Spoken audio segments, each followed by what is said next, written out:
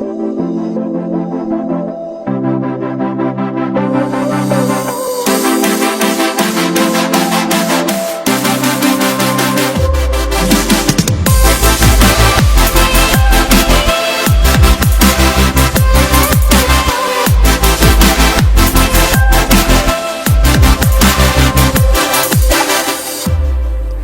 and welcome to the Colorado A-List podcast, where we're building a thriving business community based on generous leadership and authentic connections. On this episode, we're interviewing somebody who's an entrepreneur turned entrepreneur. He's a chocolatier, he's an avid cyclist, and CEO of an early stage company called PAIRIN. He's husband to his beautiful wife, Susan, who is director of coach training at PAIRIN. Welcome to the show, Michael Simpson. Thanks. It's good to be here. Appreciate you taking the time. My pleasure. And I brought my team member, Matt Wiest, with me. He's going to be, we're going to be kind of co-interviewing you, if that's all right. That's all right. It's easy. They should both have the same name. So The Massive Calm Commercial. Yeah. That's right.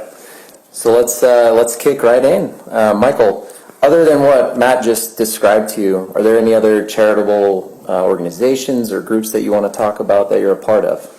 Well, I work with a lot of different organizations. I'm the co-chair for the Denver Metro Tech Partnership, one of the state sector partnerships where we strive to connect tech companies with services that are preparing future workforce. And so we're kind of driving those relationships in the city of Denver. I'm on the advisory board for Colorado Succeeds, which focuses on advancing education to really prepare people for work and also address the talent crisis. I have a lot of concerns about the future in talent as somebody who is in that business and is hiring. So I work with a lot of organizations like that. A bunch of national projects like the Connecting Credentials Working Group and trying to change policy in the country and in the state related to workforce and education. Very nice. Yeah, I'm hearing a lot of, we're going to hear more about PAIRIN here, but it sounds like a lot of what you're up to is all about mentorship and education, which is cool. Yeah, we are very concerned about people receiving the resources they need to be able to overcome their past, reach their potential. It's my story. It's a lot of people's story. We don't hear those stories a lot. We pretty much just hear the big success stories or the college dropouts that dropped out of Harvard, which are not usually and then created Microsoft or something to that effect, or Facebook, and those aren't really the stories of the real world. I think that's a good opportunity for us to kind of touch on how PAIRIN came to be and maybe touch on your past experiences and dive into that, if you don't mind talking about that. Oh yeah, it's one of my favorite things to talk about is I've given my whole life to that. I'm in a position now in my life where I feel like everything from my past personal life and my career and my vocation and avocation have all converged into a single thing. My wife and I were talking last night that this is like the best of times, which is a wonderful thing to be able to say, because we feel so fulfilled in all that we do. And one of the main reasons is because my background was a difficult one. I grew up in a troubled family, a father with PTSD, multiple divorces, abuse in my home. There's physical abuse, sexual abuse, drug abuse. There were addictions, and it was just a very broken, troubled place. And so I ended up dropping out of community college after 2 months and going on the road with a band. And traveled for a year, came back and found that my parents had sold their home and moved. Wow. So, you get dropped off in front of your house and there's a lockbox. The bank had taken the house, and we had, I had to call my home phone to find out where my parents were living, who were no longer together. And so that was kind of my background. I had to scrap my way into the computer industry and then, grew up into, being an executive at the fifth largest software company in the world. And it really came through people helping me develop the skills that really mattered and helping me understand that I didn't have to pretend that I was something that I wasn't. And yeah. Was there anything about the past you just described that had you be a certain way to get to where you are now? Was there any kind of pivotal thing or how did it have you start acting in the world? Well, at first, I was a horribly angry man, young man, and had decided that I was going to be successful at all costs, and that I would, I don't care who I hurt along the way. Yeah. And then I met my wife, and my wife, helped me go through a process, long before she was my wife, of really reevaluating what it meant to be successful and what was the definition of success. And I had some very deep internal changes that happened, and then I realized that me being a man of character was the success that I would pursue, and that making a positive impact on other people's lives rather than just trying to make a positive impact on my own. And that was a really pivotal moment. I mean, there was emotional change, there was spiritual change, there was physical change in me, actually, I believe. And my life was forever different from that day forward. And then I still didn't marry my wife for 10 years. I mean, she wouldn't date me. She still was concerned that evil man would come back, and so she kept me at arm's length for a while. But eventually I convinced her to date me, and then we got married. But I had to fly to Russia to do it. Not that she's a Russian mail order bride. Not that there's anything wrong with that. But she's from Kansas, but she happened to be living in Russia, and then I ended up moving there. So PAIRIN is kind of the culmination of a lot of these types of experiences. I worked in software companies, big ones, fast-growing mid-sized companies, and started a couple companies. And then in Russia, I spent 7 years coaching young adults, folks in their early 20s to be successful business people. Most of them were adult children of alcoholics. They grew up in troubled environments. And in Russia, which is trouble enough for most people. Vodka's pretty popular over there. She's kind of popular all over in the East, so for good reason, I think. So I ended up working there and ran into the science that our company is based on. Russia changed the visa laws and made it difficult for us to stay there full time, and bought a cabin up in the mountains. My wife and I lost a couple pregnancies 2 years in a row, and so we just took 9 months off to see if we could do something about that. And then that didn't work out, but we did get a vision during that sabbatical. We were mentored by 9 amazing people during that time, and really came to the conclusions of what we were created to be individually and together. And then PAIRIN came out of that. And tell us a little bit more about PAIRIN. You touched on the science behind it that you learned about in Russia, and let's talk a little bit more about the company. Yeah, sure. So PAIRIN uses behavioral science to personalize career exploration, helping people discover their future. It also personalizes professional development. So we have the most comprehensive online soft skills curriculum, and also classroom curriculum for schools. And we have like 300,000 words of coaching tips and insights that are audience specific. And then we also personalize hiring. So we help companies switch to a competency-based hiring model. A lot of our customers, after using our product for a year, will completely abandon education and experience requirements as an exclusion criteria, and they tend to use PAIRIN as an inclusion criteria. And what's one of the things I'm most proud of is the organizations that fully commit to our product without trying will increase their ethnic diversity 2.5 times in a year, very often, without trying, without an affirmative action plan. We're a tech company that's 50% female without trying to be 50% female. It's amazing that when you hire based on people's abilities, the people that you hire tend to match the demographics of the place where you live. How remarkable is that? Yeah, amazing, right? Well, that's very cool that you guys have built a tool that helps companies do just that. and not, not that that is what they're striving to do, but that's the result. We believe that people should be hired for their abilities rather than their histories. Yeah. Wow. And so just to give us some examples of, if you can, maybe if you can't mention names, that's fine, but maybe some descriptions of some of who are some of your customers, your clients in this space. Yeah, that's kind of an interesting thing. So about 50% of our business comes from education and workforce programs. So programs like Jeffco School District, New York City Department of Ed, CSU Global, University of Arizona.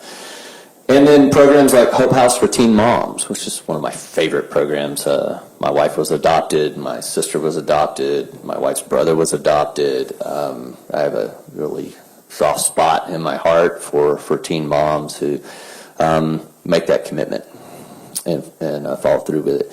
And then we work with Activate Workforce Solutions, Goodwill, the largest Goodwill in the nation. As a Goodwill Southeastern Wisconsin is a customer of ours. Wow.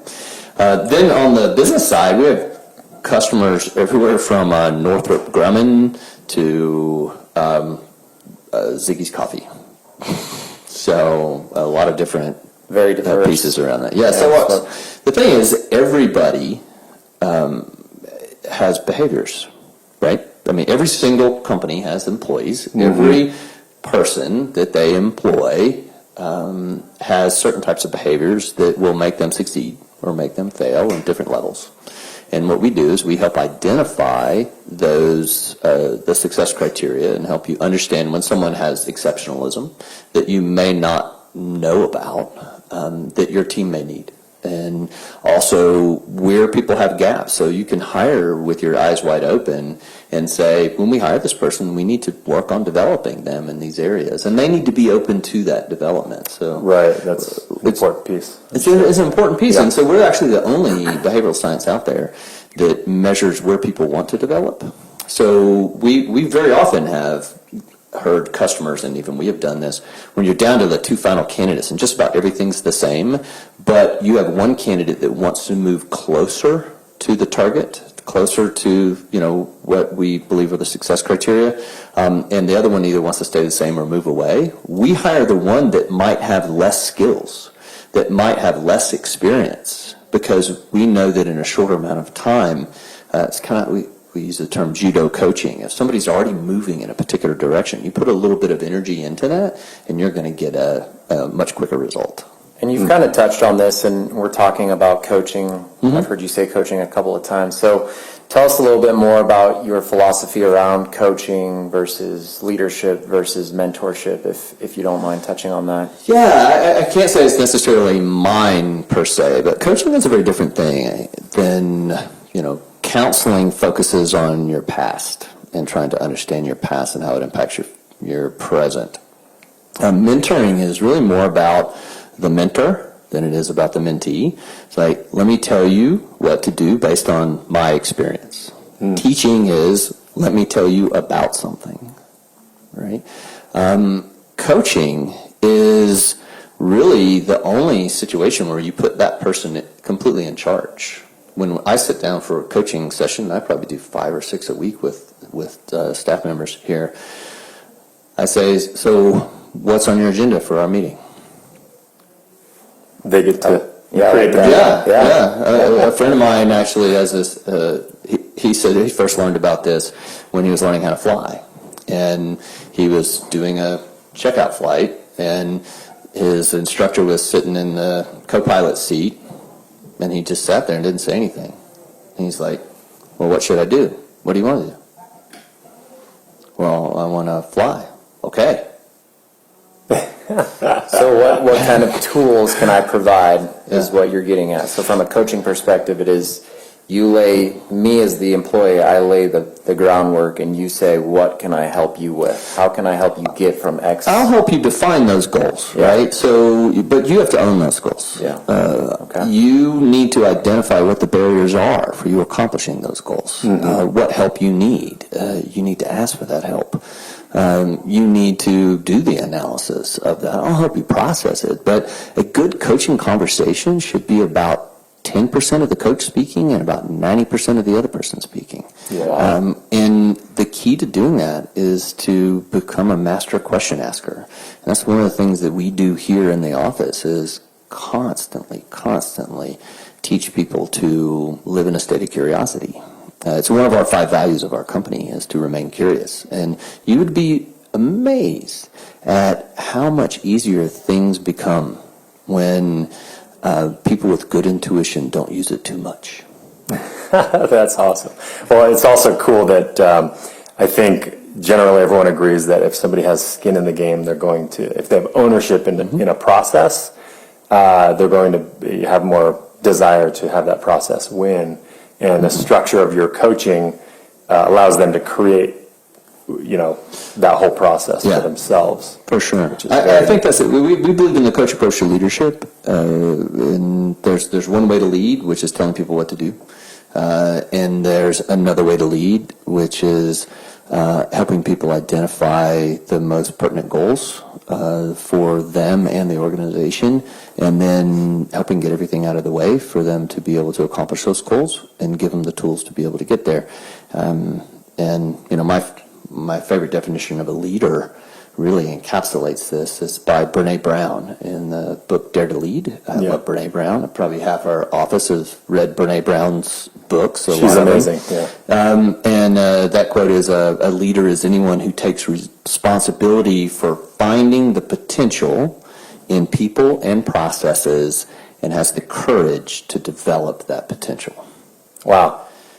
I think that is, of all the leadership books that I've read in 30-something years, that is the definition of leadership that I most resonate with, and I want everyone in my organization to exemplify. The leaders you're developing, right? Yeah, everybody here. Very cool. We have a mutual responsibility for professional development.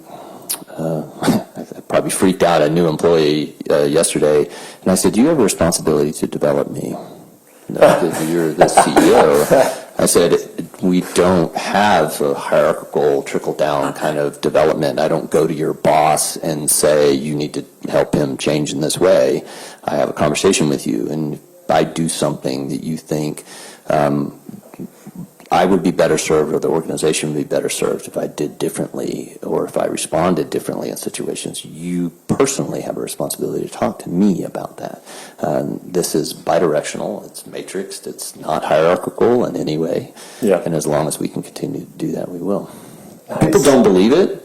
It freaks them out a little while. And then even interns, we tell interns that you have a responsibility to share your ideas.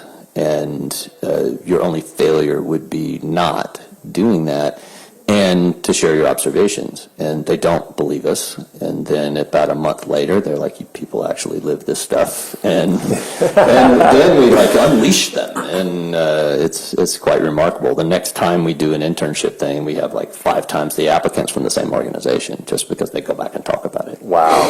Yeah, that is definitely not the norm out there. No. Very cool. Yeah. This is actually a perfect segue. The non-hierarchical, way of you guys operate.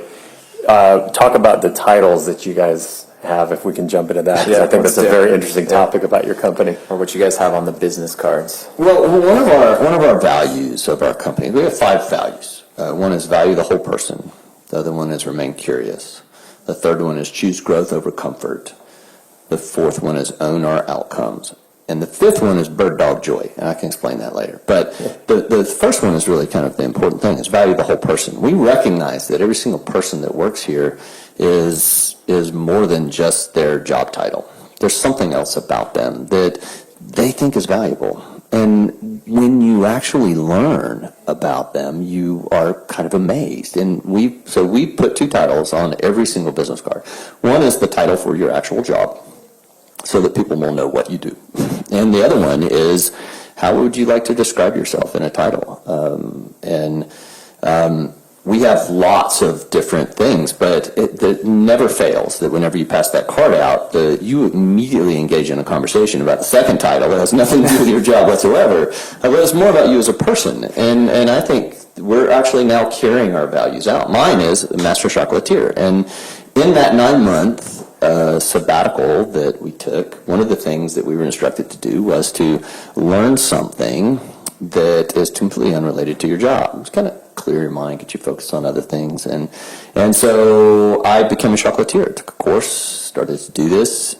Then friends started to like it. Next thing you know, we had a business because they wanted us to do something down at Glen Castle over Valentine's years ago.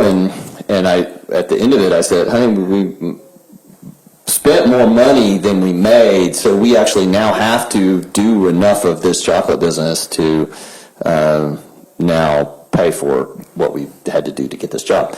And so next thing you know, we get invited to exhibit at the Broadmoor Holiday Chocolate Festival. And the name of the company was the Chocolate Bordello. And it's the whole concept is very much close to this company, is that you can't judge a truffle or a person by what you see on the outside. Acceptance comes before understanding. So, people look at a piece of chocolate and they go, oh, I don't like that kind. And we're like, just try it. And then they taste it and they're like, well, I didn't think I liked milk chocolate, but I like this. Or I didn't think I liked dark chocolate, but I like this. And so, yeah, we did that, and we won the People's Choice by a 3-1 margin over the Broadmoor Holiday Chocolate Festival. Wow. The pastry chefs at the Broadmoor.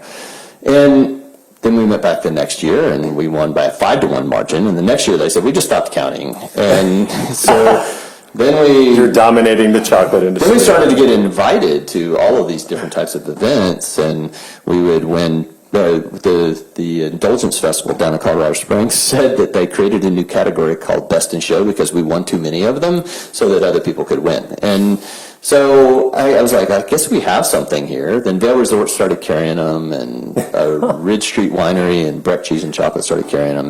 And I think the thing that's very interesting is that we think very deeply about things that we do. And we said, well, my wife would do research, Susan would do research on all these, the shady ladies from the Colorado Mining Times. And there's lots of books written about them, and she's actually interviewed people. And we started to understand that a lot of these stories, people judge them by the choices that they made. But you had women that would have 8 children, and they would lose their husband in a mining accident. And they can make 50 cents a day ironing shirts for 10 hours, or they could lose their children to an orphanage, or they could sell their self-respect and give that up to keep their children. And who am I to judge in that situation? A lot of these folks changed their lives. Cockeyed Liz in Buena Vista. The house is still standing right downtown. It's derelict right now, but she got married to a plumber named Fuzi, Alfonso Fuzi Enderlin, and turned her house of ill repute into an orphanage and took in wayward children. So a lot of these folks have these amazing stories. A lot of them are tragic as well. But we wanted to tell their stories. And so my wife would do the research, give me a one-pager, then I would choose specific ingredients to represent their lives. And so every single ingredient and every single decoration mattered to them. And we said, these women were bold. They were often quite buxom, and you knew exactly what you were getting. There was no nuance in this world. And so I decided that we were going to make our truffles, instead of 0.7 ounces, they're 1.5 ounces. They're big. They're buxom. The flavors, I did it in the old European way, where, it's like a 10-step process of infusion. And so you pick up a truffle from some of these other fancy places where they all look perfect, and you go, oh, champagne truffle. You have to read the thing to figure out what you're getting. Now, you didn't have to read any menu to know what you were getting with these ladies. So we basically made the flavors bold. Like if it was an orange infused or, liquor infused of some sort. It got like 6 inches from your face, and you knew. You knew. Right? Wow. So, Amazing. And I think people liked it. They were a little rough around the edges. That's why they were the People's Choice. They never won the Judges' Awards. They always won the People's Awards. Oh, yeah. And that's exactly the way we like it. Perfect. Because as we're hearing, that's what matters to you. That's all that matters. That's all that matters. We got, those women were judged, and I think that many of them were judged improperly, and so were our truffles. Wow. And so, is there a future in the chocolatier business? Maybe if PAIRIN weren't still kicking? Yeah, so the problem is we had like 2 horses in the gate that were ready to be released and only 1 rider. And so that was the dilemma. So I taught my wife how to do the truffles, and she tried to carry it on for another year, and then I begged her to come join us here. And so we put that on hold, and we still own the URL and the trademarks, and we will resurrect it one day. We have a dream, honestly, that our retirement business is, I would very much, we've done a lot of volunteering, and we would donate to different types of battered shelters for women in Boulder and Buena Vista and other places. And I grew up in a place with abuse and PTSD in our family, and I know how that ravages families. And so one of the things that we would love to do is to take that second step. We'd love to go to some of these towns, Fairplay where we lived, and maybe Vale or other towns, and build or buy a turn of the century Victorian home, put a cafe down below it, make it a B&B as well, and then have some rooms where we would take women from battered shelters. We would get them out of their current situation. We would teach them a trade. We would coach them and while they're there, and help them move on with their lives. And then, and you of course could have a chocolate spa and a B&B, and who wouldn't want to stay at the Chocolate Bordello? I mean, really. Exactly. We also have other ideas about the cafe. I mean, like I said, when you go to a Bordello, I don't want to drag this down into a horrible place, but you go to a Bordello, you know what you're going to get. The menu is only variations on a theme, right? So in our thing, no matter what we would serve in that cafe, you would get chocolate on it, in it, or beside it, because it's a chocolate Bordello, and that's the one thing that you always get. So, yes, we have a lot of ideas. So But I have to put those away occasionally. So. Or in the tech world, you put them in the parking lot. They're for future use. I've got a parking lot that I constantly have to expand the parking lot, though, and it's actually I'm stacking the parking lot now, so I'm actually building a multi-level one in my head for all my business ideas. Yeah. Well, so espresso and chocolate in your future, I can't think of 2 better things. Throw a beach in there and I'm sold. So every time that there's a recession, alcohol and chocolate are the only things that go up in sales. Wow. They are recession-proof. Right there. Wow. Yeah. So I want to ask another question about why you guys did a lot of traveling earlier on in your lives, ended up in Russia. Why Colorado, and why is Colorado a good place to start a business like this? Yeah, that's great. So I've been to 32 countries, my wife probably 35, 36, and traveled all over the place. I lived in Georgia, France, Russia, Utah, California, and Arizona. And when I wanted to start my own tech company, which was this one, my business partner was in Austin, and I had worked in Silicon Valley and in Utah, and had really no ties other than my wife's brother lives in Brighton. No ties to Colorado.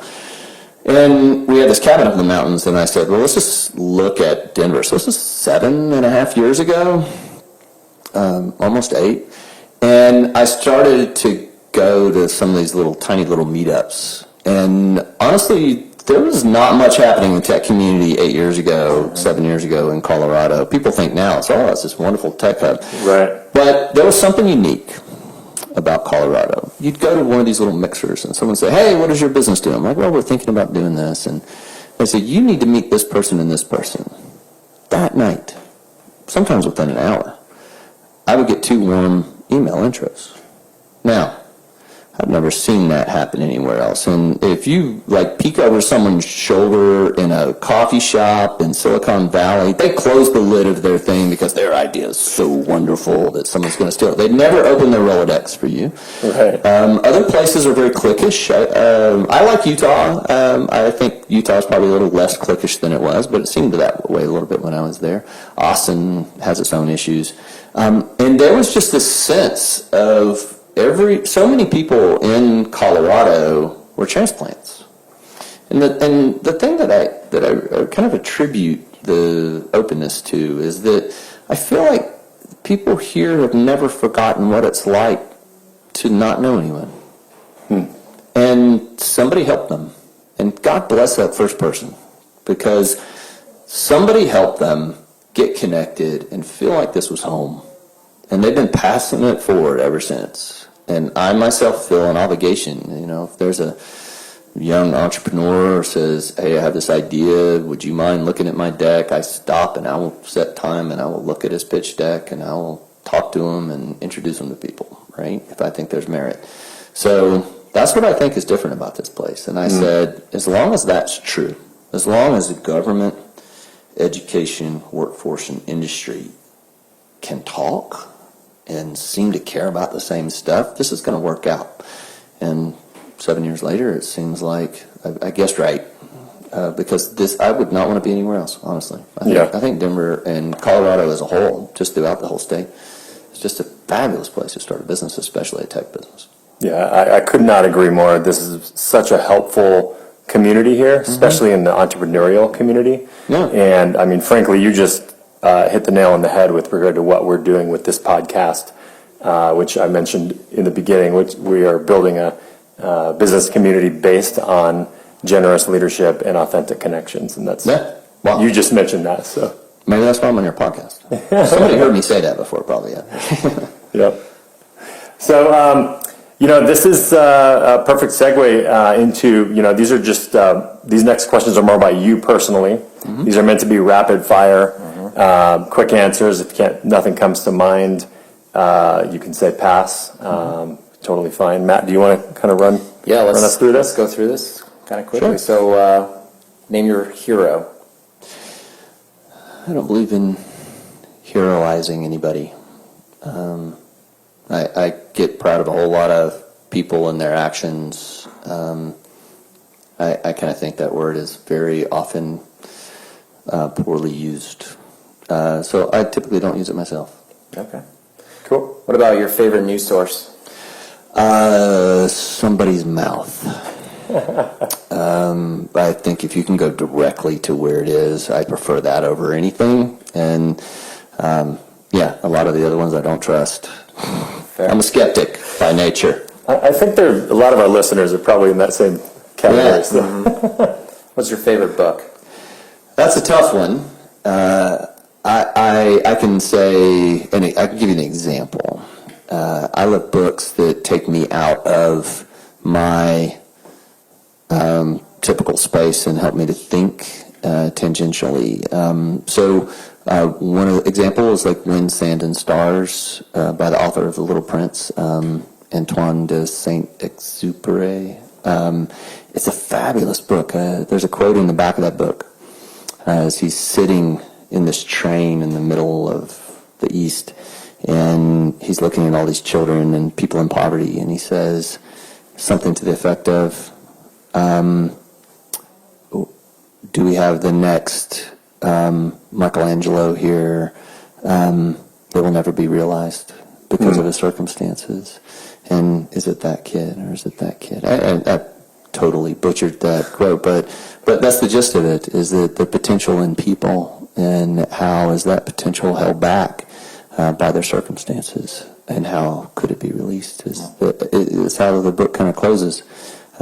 Stayed with me ever since. Wow. I mean, clearly you've built a company around finding those individuals. And also segues into the next question, which is favorite quote. Would you say that is your favorite quote, or do you have another one? No, because I can't remember it exactly. So it'd be wonderful if I could remember it exactly. There's a quote. I actually, usually at the beginning of the year, I always write on every single board. I'll sneak in and I'll write quotes on everything. And there's this quote.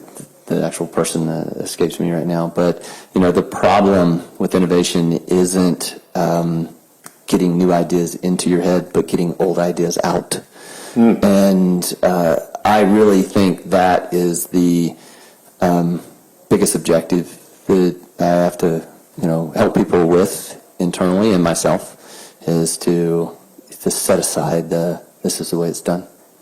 Because then you create margin, you create space. And the only thing I believe that is required for innovation is space. But we fill it all the time. We fill it with words. We fill it with action. We fill it with beliefs, with our supposed intuition that we think is right. If you take all that stuff away and you just listen and you just watch and you create the time for that, the innovative people will innovate. Wow. I'm sensing a theme. One of our prior interviewees practices meditation for the purpose of what you just said. It allows him to clear his mind and create that space for creative ideas to show up. So. Yeah. All right. Favorite technology? Anything that keeps me from doing the same thing twice. All about efficiency. People always, bitch about phones, but I love the fact that I can do more than one thing at a time. I am a person who dresses while I brush my teeth, right? So I can't stand still when I do that. I am the target market for smartphones. Multitasking. I am a multitasker in all the things I do. You're lucky I'm not doing email right now. All right, final question. Favorite way to unwind? First one, fly fish. I can get up to my knees in water. I will completely abandon everything. That's the only time I don't think about work. I used to ride my bike. I used to ride 400 miles a week. I thought about everything. It's so repetitive that, you're out for 5 hours, 6 hours on a bike. And I came back with a million ideas. I'd always have to bring a pen and a piece of paper, and occasionally at a stoplight I'd write stuff down. I never do that fly fishing. I just am in another place.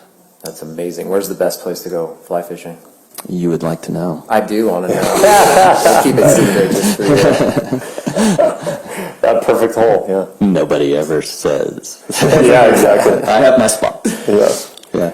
Well, Michael, thank you very much for your time this morning and really sharing so much of your personal life with us and your generous leadership.